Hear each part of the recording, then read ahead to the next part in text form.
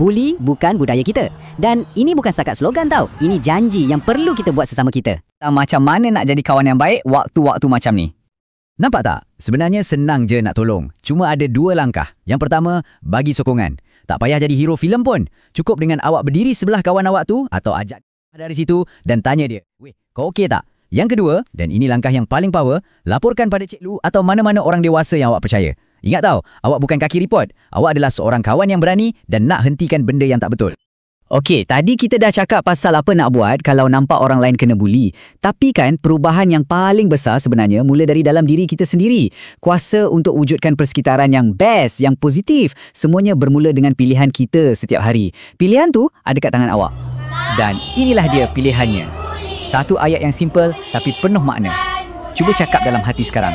Saya pilih hormat, bukan buli.